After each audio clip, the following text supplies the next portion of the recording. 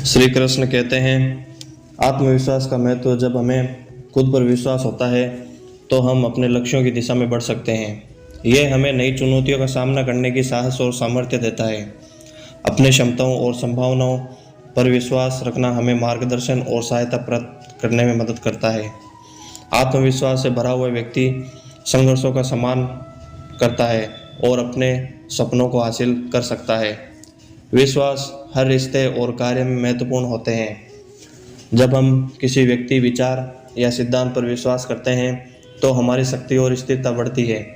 विश्वास ही वह आधार है जो हमें अपने कार्यों में सहायता देता है। यह हमें अनजाने में चुनौतियों से निपटने की क्षमता प्रदान कर सकता है और विशेषतः जब संदेह और अस्थिरता के समय में विश्वास हमें आगे बढ़ने में मदद करता है। अगर आप में विश्वास है तो आप किसी भी समस्या का सामना कर सकते हैं और सफलता की दिशा में आगे बढ़ सकते हैं, योजनाओं का लाभ उठा सकते हैं और जीवन में महत्वपूर्ण होती है। वह हमें उद्देश्यों तक पहुंचाने का मार्ग दिखाती है। एक अच्छी योजना बनाने से हम अपने लक्ष्यों की दिशा में स्पष्टता प्राप्त करते हैं और संगठन किया जा सकता है। योजनाएं हमें संभावित चुनौतियों को समझने में ही और उनका सामना करने के लिए तैयार करती है।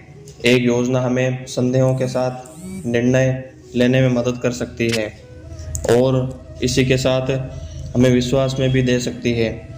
हम अपने उद्देश्यों तक पहुंच सकते हैं। चुनौतियां हमारे जीवन का वह मजबूत बनाती है, सीमाओं को पार करने की क्षमता प्रदान करती है और सीखने का मौका देती है।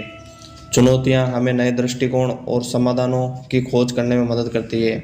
जब हम चुनौतियों का सामना करते हैं तो हमारी क्षमताएं विकसित होती है और हमें अपनी मानवीय सामर्थ्य को निरंतर सुधारते रहते हैं।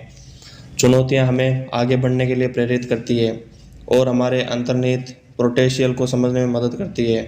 इन्हें स्वीकार करके हम सीमाओं को पार कर सकते हैं और सफलता की दिशा में आगे बढ़ने की क्षमता प्राप्त कर सकते हैं।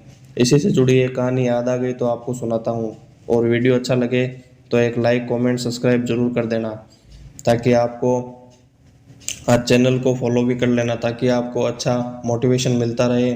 तो सुनो, एक बार की बात है, माता सीता का हरण होने के बाद भगवान राम को लंका तक पहुंचने के लिए उनकी वानर सेना जंगल को लंका से ले जाने के लिए समुद्र के ऊपर पुल बनाने के लिए काम कर लग जाती है। पुल बनाने के लिए पत्थर पर भगवान श्री राम का नाम लिखकर पूरी सेना समुद्र में पत्थर डालती है। भगवान राम का नाम लिखे जाने की वजह से पत्थर समुद्र में डूबने के लिए तैयार तैरने लगते हैं। यह सब देखकर सभी वानर काफ़ी खुश होते हैं और तेजी से पुल बनाने के लिए पत्थर समुद्र में डालने लगते हैं। भगवान राम पुल बनाने के लिए अपनी सेना के उत्साह, समर्पण और जुनून को देखकर काफ़ी खुश होते हैं। उसी वक्त से वहाँ गिलहरी भी थी जो मुँह से कंकड़ उठाकर नदी में डाल रही थी।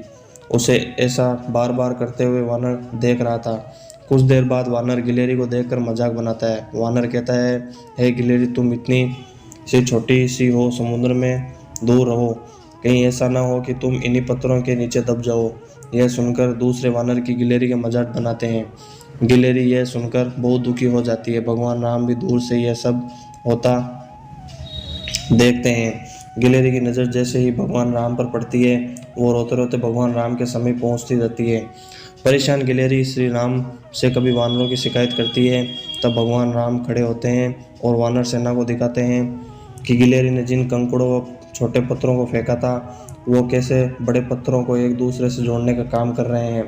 भगवान राम कहते हैं, अगर गिलहरी इन कंकड़ों को नहीं डालती तो तुम्हारे द्वारा फेंके गए पत्थर इधर उधर गिरते रहते। ये गिलहरी के द्वारा फेंके गए पत्थर ही हैं जो इन्हें आपस में जोड़े हुए हैं।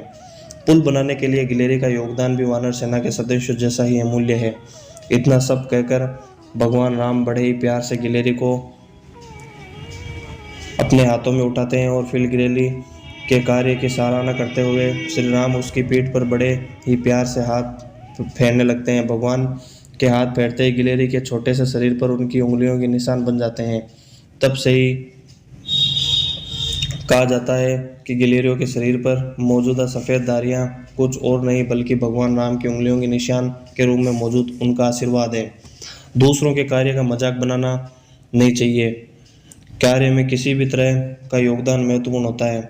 साथ ही दूसरों द्वारा मजाक बनाए जाने के बावजूद अपने आप आत्मविश्वास नहीं खोना चाहिए। आत्मज्ञान या सेल्फ अवेयरनेस एक महत्वपूर्ण गुण है जो हमें अपने आत्मा और अपने साथ होने वाली चीज़ों को समझने में मदद करता है। यह हमें हमारी भावनाओं के सोच में प्रकार और व्यवहार में संदर्भ में समझाता है।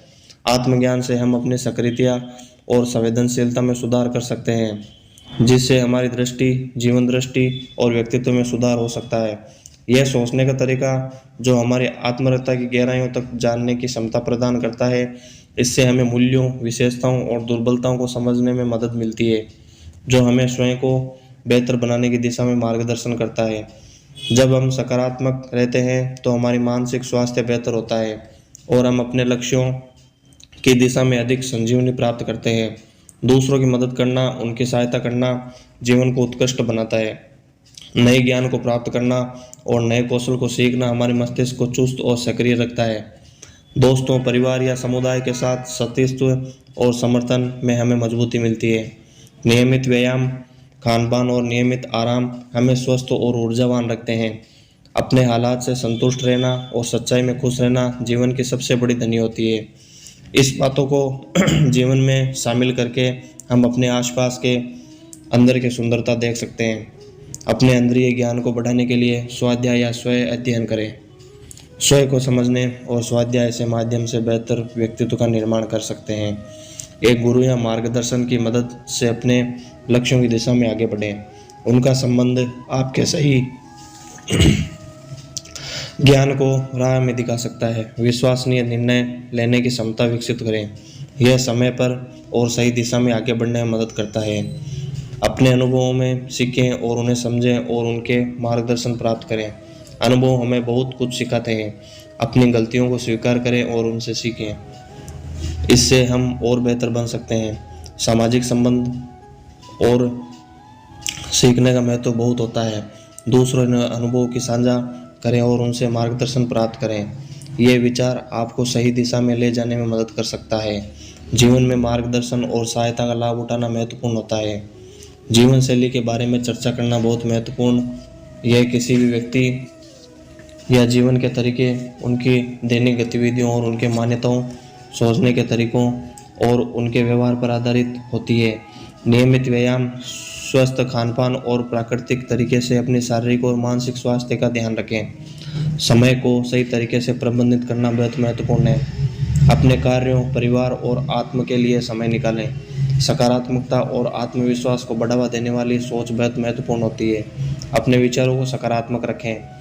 साथीत्व और सहयोग के संबंध बनाए रखना बहुत जरूरी है। परिवार, मित्र और समुदाय से संपर्क बनाए रखें। नई चीज़ें सीखने और खुद को स्वयं विकसित करने के लिए समय निकालें। अपने आप को समय पर शांति और सामंजस्य में रहने का समय दें। योग और मेडिटेशन इसमें मददगार हो सकते हैं। ये टिप्स आपको एक स्वस्थ, सकारात्मक और संतुलित जीवन शैली की दिशा में मदद कर सकते हैं। जीवन शैली को संतुलित बनाए रखने व्यक्तिगत उत्प्रेरित को मार्गदर्शन महत्वपूर्ण होता है। भिन्नता एक महत्वपूर्ण और संवेदनशील शब्द है जो सामाजिक, सांस्कृतिक, वैज्ञानिक और व्यक्तिगत स्तर पर अनेक अर्थों में प्रयोग होता है। यह शब्द विविधता, अंतर, अलग या विशेषता को दर्शाता है। यह भिन्नता मानव समाज में स्थापित है और अवस्थाओं, धार्मिकताओं, भाषाओं, सोच के तरीके और व्यक्तिगत विशेषताओं में पाई जा सकती है। समूह एक संगठित एकत्रित होता है जिसमें अनेक व्यक्तियों या वस्तुओं का संगठित रूप से समग्रित संबंध होता है। यह समूह विभिन्न उद्देश्यों, साझा धार्मिकता, सामाजिक संपर्क, व्यावसायिक उद्देश्यों या किसी साझा कार्य के लिए एकत्रित होते हैं। समूह में सदस्यों के बीच साझा धार्मिकता, संगठनात्मक संरचना और सामूहिक उद्देश्यों की दृष्टि से एक निश्चय सामंजस्य होता है। उत्साह एक भावना है जो उत्साहित, उत्साहवान और प्रोत्साहित करने वाली होती है। यह एक प्रकार की ऊर्जा और उत्साह होता है जो हमें किसी कार्य का उद्गम में जुटने के लिए प्रेरित करता है। यह सकारात्मक भावना होती है जो हमें किसी लक्ष्य की ओर बढ़ने के लिए प्रेरित करती है और हमारे कार्यों को संजीवनी देती है।